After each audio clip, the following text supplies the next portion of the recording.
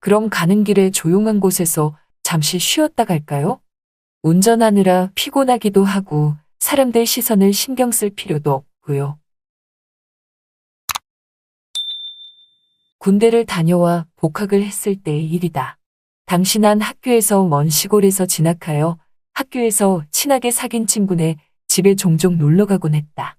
친구 집에 가서 밥도 얻어먹고 같이 잠을 자기도 하고 그랬다.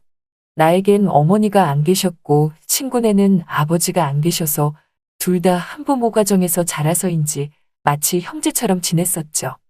그리고 가정 형편이 어려웠던 우리 집과는 달리 그 친구는 아이파크에 살고 있었고 어머니께서는 외식업과 부동산 임대업을 하고 계셨는데 빌딩도 있고 원룸 건물도 있었습니다. 친구 어머니께서는 갈 때마다 식사나 간식도 챙겨주시고 참 살갑게 대해주셨었다. 복학 후에 그 친구는 외국으로 어학연수를 간 상태였다. 한 학기가 지나 그 친구가 잠시 한국에 들어왔고 오랜만에 만나 술을 한잔하고 친구네 집에 오랜만에 가게 되었다. 친구 어머니는 정태는 상호가 없으니까 한번 오지도 않고 서운하다 말씀하셨다. 그래서 제가 어머니 죄송해요. 친구도 없는 집에 혼자 찾아와 뵈려니 쑥스러워서요. 제가 경상도 남자라서 잘 표현 못하는 거 아시잖아요. 앞으로는 자주 찾아뵐게요. 혹시 도와드릴 일이 있으면 언제라도 말씀하세요. 그랬더니 그래, 번호는 그대로지 하셨다. 나는 그렇다고 대답하고 친구와 밤늦게까지 외국 생활과 진로, 시험 등에 관해 얘기하다 잠이 들었다. 친구는 한국에서 며칠을 보낸 후 다시 출국을 했고 나는 학교 생활과 공무원 시험 준비를 계속하게 되었다. 그러던 어느 날 전화가 왔다. 상호 어머니였다. 정태야, 혹시 오늘이나 내일 시간 괜찮니?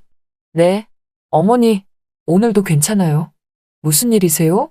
곧 명절이라 생선 좀 사야 하는데 상호도 없고 지배인이 마침 집안에 일이 생겼다고 해서 가는 데까지 거리가 좀 있어서 아줌마 혼자 운전하고 가기가 좀 그래서.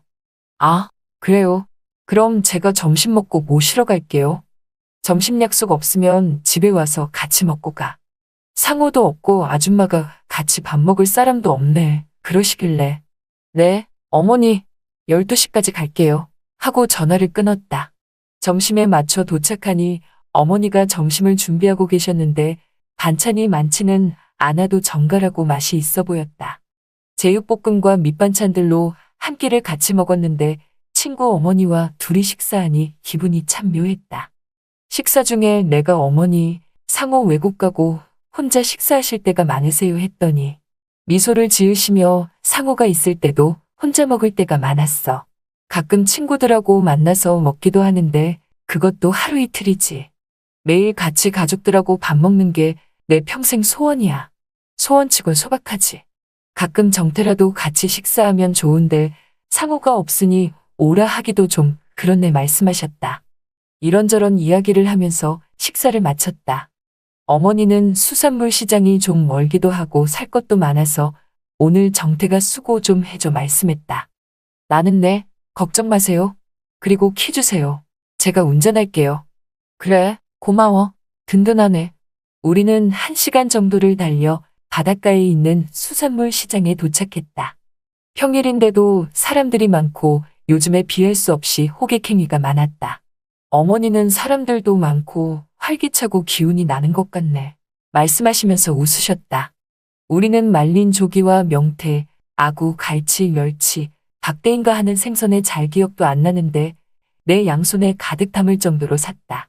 가게 직원들과 먹기도 하고 명절 때 선물로 싸줘야 하신다며 손 크게 사셨다. 보기와는 다른 마음 씀씀이었다. 한참 시장을 보고 물건을 차에 싣고 다시 차에 올랐다. 어머니는 바다 냄새가 오랜만이네. 옛날 생각도 나고 그렇네 하시길래 내가 그럼 바닷가로 한번 돌다 가실래요 하며 물었다. 어머니는 정태만 시간 괜찮으면 그럴까 하시길래 맨날 도서관에 있다가 밖에 나오니까 너무 좋아요. 저도 바다 한번 실컷 보고 싶어요. 그래, 그럼 한 바퀴 돌고 돌아가자. 난 해안가 쪽으로 핸들을 돌렸다. 수산물 시장이 있는 지역이 아닌 인접 지역으로 방향을 잡고 가는데 바다가 나오려면 한참을 가야 했다. 운전하면서 친구 이야기나 학교 이야기, 군대 이야기 중 재미있을 만한 에피소드 위주로 이야기했고 친구 어머니는 가끔 웃기도 하고 그러셨다.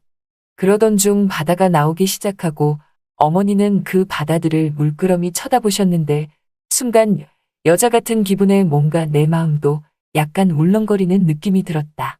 나는 어머니 바다를 보시니 어떠세요? 물었다. 그녀는 그냥 이런저런 생각이 많이 들어. 마음은 소녀인데 세월이 벌써 이렇게 됐구나. 아쉬움도 들고 그러네. 세월은 유수 같다더니 상호 낳은 지가 엊그제 같았는데 너희들이 벌써 이렇게 컸구나. 어머니 저 앞에 커피숍이 있는데 차나 한잔 하실래요? 말했다. 아니야. 다른 사람들 시선도 있고 차에서 얘기하는 게 더 편해. 그러다 결국 사고를 쳤다. 그럼 가는 길에 조용한 곳에서 잠시 쉬었다 갈까요? 운전하느라 피곤하기도 하고 사람들 시선을 신경 쓸 필요도 없고요. 그게 무슨 말이야? 다른 사람들 시선 때문에 불편하신 것 같아서요. 조금 그렇긴 하지. 그럼 저랑 조용한 데로 가실래요? 말하고 나서 나는 이게 아닌데. 어떻게 수습해야 하나 난감한 상황이었다. 그런데 친구 어머니는 아무런 대답이 없으셨다. 짧고도 어색한 정막이 흘렀다. 싸한 분위기를 수습하기에 난 뭔가 결정을 해야 했다. 난 아무 말이 없이 바닷가가 훤히 내려다 보이는 주차장으로 차를 몰았고 그녀는 한층 더 생각이 많으신 표정이었다. 여기 조용한 곳에서 바다 실컷 보고 잠깐 쉬었다 가시죠. 하하하. 그녀는 대답 없이 한참 앉아 계시다가 그래 그럼 정태 뜻대로 한번 따라볼게라고 말씀하고 내렸다. 한참을 바다를 바라보았다. 그녀는 오늘 일은 비밀인 거 알지? 라고 말했고 난 비밀이라 더 애틋한 것 같아요. 라고 대답했다. 그리고 한 3주 정도 지났을까? 그녀에게서 전화가 와서 전화를 받았는데 청담동에서 만나서 얘기 좀 하자고 하시길래 알겠다고 말씀드리고 최대한 단정하게 하고 뵈러 나갔습니다.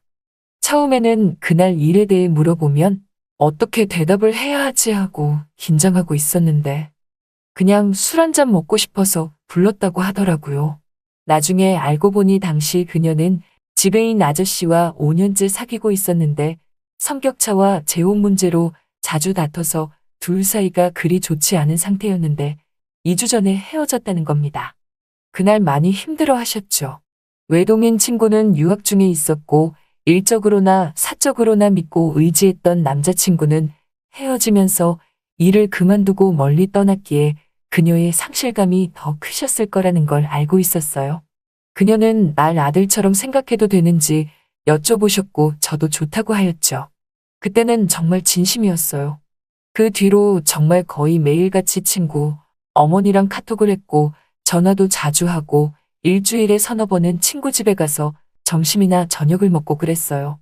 그리고 그녀는 돈 쓸 데가 없다고 하시면서 옷도 사주시고 화장품도 사주셨고 집에 갈 때마다 용돈도 주셨는데 근데 이제 1년이 되어 가니까 저도 사람인지라 조금 힘든 것 같아요.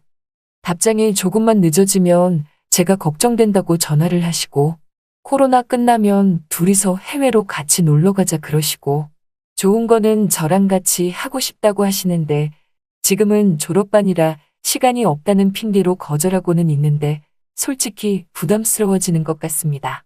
왜냐하면 쿨하지 못하시고 너무 집착을 하는 것 같아서요. 그리고 한 번은 내가 학교 근처로 이사 갈까? 이렇게도 물어보셨었어요. 농담이신 건 알지만 저는 솔직히 놀랐었어요.